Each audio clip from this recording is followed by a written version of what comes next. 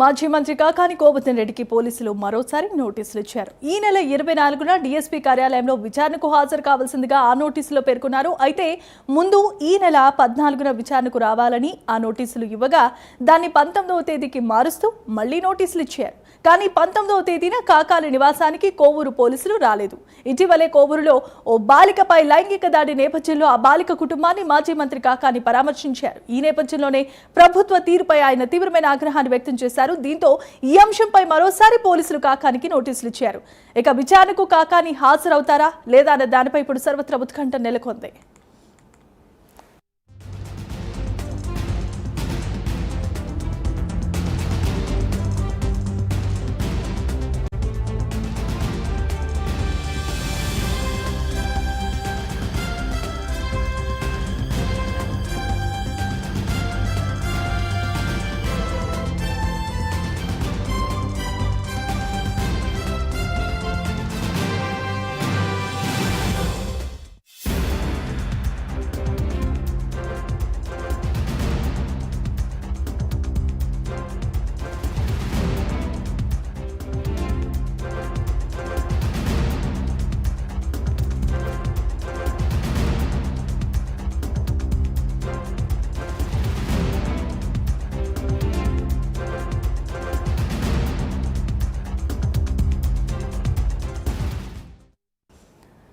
మాజీ మంత్రి కాకాని గోవర్ధన్ రెడ్డికి మరోసారి పోలీసులు నోటీసులు ఇచ్చారు. ఈ సందర్భంగా సర్వత్రా ఉత్కంఠ నెలకొంది. ఈ నెల 24న డీఎస్పీ కార్యాలయంలో విచారణకు హాజరు కావాల్సిందిగా ఆ నోటీసులో పేర్కొన్నారు. ఆయన విచారణకు హాజరవుతారా లేదా అన్న దానిపై ఇప్పుడు సర్వత్రా ఉత్కంఠ నెలకొంది. ఇదే అంశానికి సంబంధించి మరిన్ని అప్డేట్స్ అందించడానికి నెల్లూరు నుండి మా కరెస్పాండెంట్ నరేష్ సిద్ధంగా ఉన్నారు. నరేష్, చెప్పండి.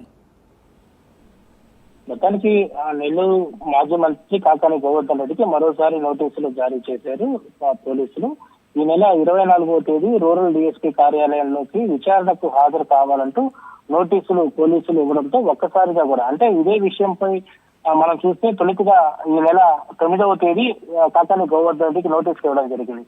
14వ తేదీ హాజరు కావాలంటూ కూడా పోలీసులు కోవూరు పోలీస్ స్టేషన్ కి రావాలి, విచారణ నేపథ్యం అని చెప్పడం జరిగింది. ఈ యొక్క ప్రధానంగా ఈ కేసుకు సంబంధించి మనం ఒకసారి చూస్తే ఇటీవల కోవూరులో బాలికపై లైంగిక దాడి జరగడంతో బాలిక మృతి నేపథ్యంలో ఆ బాలిక కుటుంబాన్ని మాజీ మంత్రి కాకాని గోవర్ధన్ రెడ్డి పరామర్శించడం జరిగింది. అనంతరం ఆయన మీడియాతో మాట్లాడడంలో ప్రభుత్వ తీరుపై మండిపడినటువంటి కాకాని గోవర్ధన్ రెడ్డితో ఒక్కసారిగా కూడా ఉన్నటువంటి టీడీపీ నేత అతనిపై కేసు నమోదు చేసి వెంటనే కూడా రిజిస్టర్ చేసిన తర్వాత అతన్ని ఏదైతే ఆ పోక్సో యాక్ట్ చట్టం ఉన్న కేసుపై మాట్లాడడం, ప్రభుత్వాన్ని ప్రశ్నించడం అనే దానిపైన పోలీసులు పోలీస్ స్టేషన్ రావాలంటూ కూడా తొలితగా 14వ తేదీ రావాలని చెప్పి 9వ తేదీ నోటీసులు ఇవ్వడం జరిగింది. అయితే 14వ తేదీ వచ్చే సమయానికి కోవూరు పోలీసులు అందుబాటులో లేకపోవడం, అసెంబ్లీకి సంబంధించినటువంటి కొంతమంది పోలీసులు వెళ్లారు.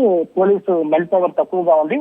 19వ తేదీ హాజరు కావాలి, ఒకవేళ మేమే ఇంటికి వచ్చి దీనికి సంబంధించి కూడా పూర్తి స్థాయిలో కూడా రికార్డింగ్ చేసుకుంటామని చెప్పారు.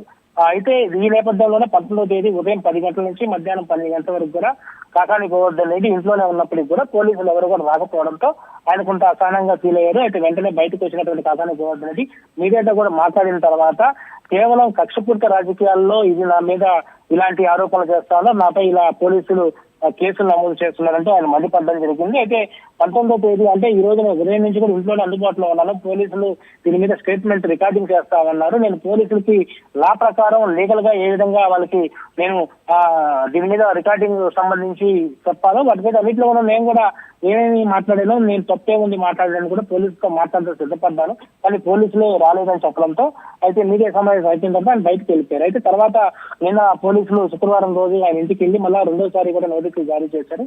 ఈ నెల 24వ తేదీ మళ్ళా ఇటు రూరల్ డిఎస్పీ కార్యాలయం నెల్లూరులోనే హాజరు కావాలని చెప్పడంతో కాకాని గోవర్ధన్ రెడ్డి పోలీసులపై కొంత అసహనం వ్యక్తపరిచినట్టుగా తెలుస్తా ఉంది. అంటే పదే పదే మీరు చెప్పిన సమయానికి నేను రావాలా, మీరు చెప్పిన సమయానికి మీరు రాకుండా మరలా ఇంకో సమయాన్ని మీరు ఇస్తున్నారు, అయినప్పటికీ కూడా లా మీద నాకు కొంతవరకు న్యాయబద్ధత నేను ముందుకెళ్తాను, ఖచ్చితంగా కూడా 24వ తేదీ వస్తానని చెప్తాను ఉన్నారు కాకాని గోవర్ధన్ రెడ్డి. ఏదైనా కూడా కాకాని గోవర్ధన్ రెడ్డి రేపు 24వ తేదీ జరిగిపోయేటువంటి ఏదైతే రూరల్ డిఎస్పీ కార్యాలయంలో విచారణకు హాజరవుతారా, లేకపోతే హాజరు కారా, లేకపోతే భారీ ఎత్తున కూడా కార్యకర్తలు నేపథ్యంలోనే అక్కడ డిఎస్పీ కార్యాలయంకి వెళ్తారని దాని మీద కూడా ఒక ఉత్కంఠ అయితే కొనసాగుతున్న పరిస్థితి కనపడతాం. Thanks for the updates Naresh.